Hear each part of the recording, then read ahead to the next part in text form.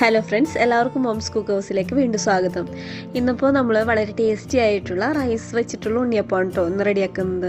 അപ്പോൾ വളരെ ടേസ്റ്റി ആയിട്ടുള്ള ഉണ്ണിയപ്പമാണ്. നമുക്കത് എങ്ങനെയാണ് റെഡിയാക്കുന്നതെന്ന് നോക്കാം. അപ്പോൾ ഇതിനായിട്ട് ഞാൻ 2 കപ്പ് പച്ചരിയാണ് എടുത്തിരിക്കുന്നത്. 250 ml മെഷറിംഗ് കപ്പിലാണ് എടുത്തിരിക്കുന്നത്. അപ്പോൾ നിങ്ങൾക്ക് ഏത് മെഷർമെൻറ്റ് കപ്പിൽ വേണമെങ്കിലും എടുക്കാം കേട്ടോ. ഇപ്പോൾ ഗ്ലാസ്സിലോ അങ്ങനെ ഏത് വേണമെങ്കിലും എടുക്കാം. അതിനുശേഷം ഞാനിത് 2-3 വട്ടം കഴുകി ഒരു 6 മണിക്കൂർ ഞാനിത് വെള്ളത്തിൽ കുതിർത്തി വെച്ചിട്ടുണ്ട്. അതിനുശേഷം ഞാൻ ഡ്രെയിൻ ചെയ്തെടുത്തിട്ടുള്ള പച്ചരിയാണ് കേട്ടോ ഇത്. അപ്പോൾ ഞാനിതിലേക്ക് 1/2 കിലോ ശർക്കരയാണ് കേട്ടോ എടുത്തിരിക്കുന്നത്. അപ്പോൾ നിങ്ങൾക്ക് ഇത്ര മധുരം ആവശ്യമില്ല എന്നുണ്ടെങ്കിൽ ഒരു 400 ഗ്രാം 450 ഗ്രാം ഒക്കെ എടുത്താൽ മതിയാവും. ഇനി നമുക്ക് ശർക്കര ഒന്ന് ഉരുക്കിയെടുക്കാം. ശർക്കര ഞാൻ ചെറിയ പീസായിട്ടൊന്ന് പൊട്ടിച്ചിട്ട് കൊടുത്തിട്ടുണ്ട്. അപ്പോൾ ഞാൻ ഈ ശർക്കരയിലേക്ക് 1/2 കപ്പ് വെള്ളം കൂടി ഒഴിച്ചു കൊടുക്കുന്നുണ്ട്. അതിനുശേഷം നമുക്കിതൊന്ന് ഉരുക്കിയെടുക്കാം. അപ്പോൾ ശർക്കര നന്നായിട്ട് ഉരുക്കി വന്നിട്ടുണ്ട് കേട്ടോ.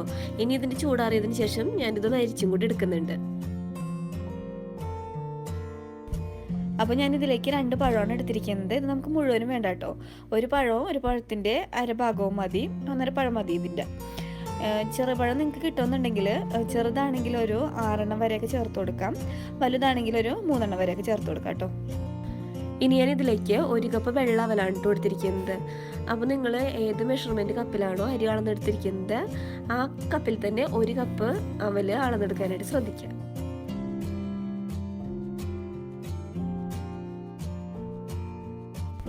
ഇനി നമുക്ക് ഇതെല്ലാം കൂടി ഒന്ന് അരച്ചെടുക്കണം. അപ്പോൾ ഞാനിത് 2 ബാച്ചായിട്ടാണ് കേട്ടോ അരച്ചെടുക്കുന്നത്. അപ്പോൾ ഞാൻ മിക്സിയുടെ ജാർ എടുത്തിട്ടുണ്ട്. ഇതിലേക്ക് ഞാൻ കുറച്ച് പച്ചരി, അതായത് നമ്മൾ എടുത്തിരിക്കുന്ന പച്ചരിയിൽ നിന്ന് പകുതി പച്ചരി ഇട്ട് കൊടുക്കുന്നുണ്ട്. ഇതിലേക്ക് ഞാൻ കുറച്ച് നമ്മൾ ഒരുക്കി വെച്ചിരിക്കുന്ന ശർക്കര പാനിയിൽ നിന്ന് കുറച്ച് ഇതിലേക്ക് ഒഴിച്ചു കൊടുക്കുന്നുണ്ട്. ഇനി നമുക്കിത് ഫൈനായിട്ടൊന്ന് അടിച്ചെടുത്തിട്ട് വരാം.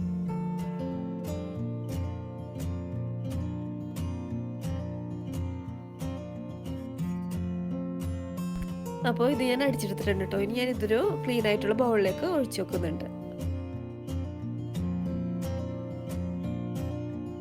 ഇനി നമുക്ക് സെക്കൻഡ് ബാച്ച് അടിച്ചെടുക്കാം. അപ്പോൾ ഞാൻ ഈ ജാറിലേക്ക് ബാക്കിയുള്ള പച്ചരി കൂടെ ഇട്ട് കൊടുക്കുന്നുണ്ട്. ഇതിലേക്ക് ഞാൻ 1 ടീസ്പൂൺ ചെറുജീരകം, അതായത് ക്യുമിൻ സീഡ് കൂടെ ഇട്ട് കൊടുക്കുന്നുണ്ട്. 6 ഏലക്കായുടെ കുരു ഇട്ട് കൊടുക്കുന്നുണ്ട് കേട്ടോ കൂടെ തന്നെ.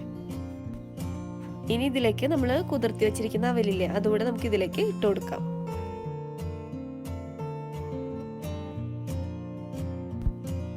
ഇനി നമുക്ക് ബാക്കിയുള്ള ശർക്കര പാനി കൂടെ ഇതിലേക്ക് ഒഴിച്ചു കൊടുക്കാം. ഇത് നമുക്ക് നന്നായിട്ടൊന്ന് അടിച്ചെടുത്തിട്ട് വരാം.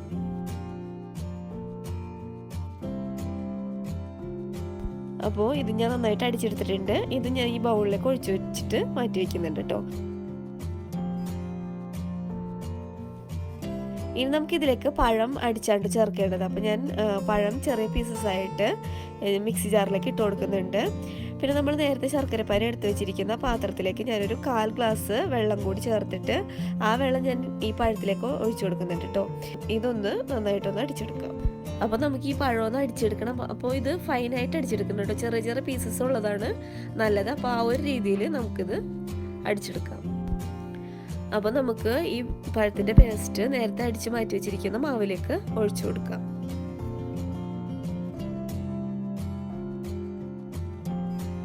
ഇനി നമുക്ക് മധുരമൊക്കെ ബാലൻസ് ചെയ്യാനായിട്ട് കുറച്ച് ഉപ്പ് ഞാൻ ഇതിലേക്ക് ഇട്ട് കൊടുക്കുന്നുണ്ട്. ഇനി നമുക്കിത് കൈവച്ചിട്ട് തന്നെ നല്ലതുപോലെ ഒന്ന് മിക്സ് ചെയ്യാം.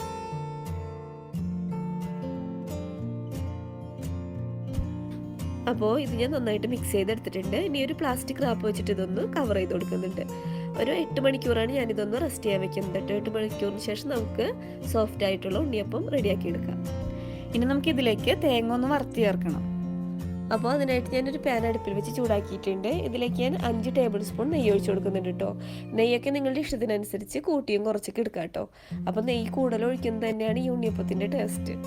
അപ്പോൾ ഞാൻ ഇതിലേക്ക് നെയ്യ് ചൂടായിട്ട് വരുന്നുണ്ട്. ഇതിലേക്ക് നമ്മൾ ചിരകി വെച്ചിരിക്കുന്ന 1/2 കപ്പ് തേങ്ങ കൂടെ ഇട്ട് കൊടുക്കുന്നുണ്ട്.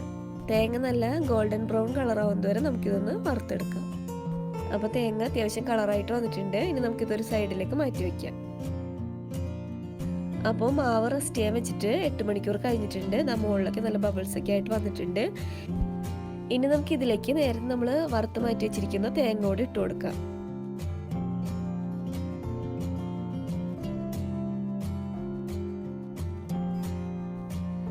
ഇതിലേക്ക് 1.5 ടേബിൾ സ്പൂൺ എള്ളൂടെ ഇട്ട് കൊടുക്കുന്നുണ്ട്.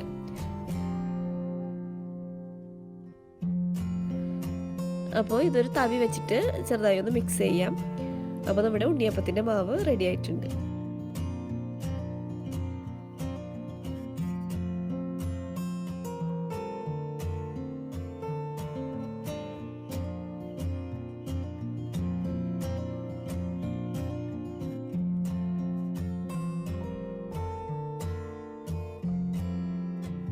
അപ്പോൾ നമുക്കിനി ഉണ്ണിയപ്പം റെഡിയാക്കാം. അതിനായിട്ട് ഞാൻ ഉണ്ണിയപ്പച്ചട്ടി അടുപ്പത്ത് വെച്ചിട്ടുണ്ട്. ഇതിൻ്റെ ഓരോ കുഴിയിലേക്കും ഞാൻ അരഭാഗത്തിനേക്കാളും കുറച്ചുകൂടെ കൂടുതലാണ് ഈ ഒരു അളവിൽ ഞാൻ ഓയിൽ ഒഴിച്ചു കൊടുക്കുന്നുണ്ട്. ഇതിനേക്കാളും കൂടുതലായിട്ട് ഓയിൽ ഒഴിക്കേണ്ട കേട്ടോ. നമ്മൾ മാവ് ഒഴിക്കുമ്പോൾ പുറത്തേക്ക് ഈ എണ്ണയൊക്കെ പോകും. അപ്പോൾ അതുകൊണ്ട് ഈ ഒരു അളവിൽ തന്നെ നിങ്ങൾ ഒഴിക്കാനായിട്ട് നോക്കാം. ഓയിൽ ചൂടായിട്ടുണ്ട്. നമുക്കിനി അരത്തവി മാവ് വെച്ചിട്ട് ഓരോ കുഴിയിലേക്ക് ഒഴിച്ചു കൊടുക്കാം. അപ്പോൾ നിങ്ങൾ ഫ്ലെയിം ഒന്ന് ശ്രദ്ധിക്കണം. മീഡിയം ഫ്ലെയിമിൽ ഇട്ടിട്ട് എണ്ണ ചൂടാക്കി എടുക്കുക. അതിനുശേഷം നമ്മൾ ഈ കുഴിയിലേക്ക് മാവ് ഒഴിച്ചു കൊടുക്കുക. അതിനുശേഷം നമ്മളിത് ലോ ടു മീഡിയം ഫ്ലെയിമിൽ വേണം കേട്ടോ. ഒത്തിരി ലോവിലേക്കല്ല, ലോ ടു മീഡിയം ഫ്ലെയിമിൽ വേണം ഇത് നമ്മൾ കുക്ക് ചെയ്തെടുക്കാനായിട്ട്.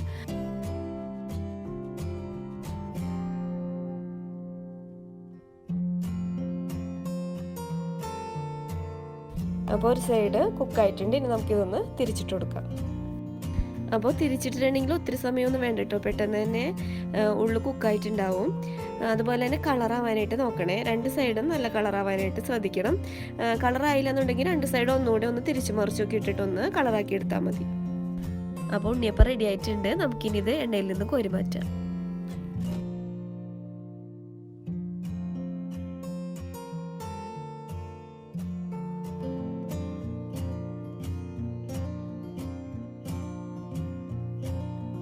കാണുമ്പോൾ തന്നെ നിങ്ങൾക്ക് മനസ്സിലാവില്ലേ, നല്ല സോഫ്റ്റ് ആണ്. അതുപോലെ തന്നെ കാണുന്ന പോലെ തന്നെ നല്ല ടേസ്റ്റിയാണ് കേട്ടോ കഴിക്കാനായിട്ട്. ഒരു തവണയെങ്കിലും നിങ്ങളൊന്ന് ട്രൈ ചെയ്ത് നോക്കണം.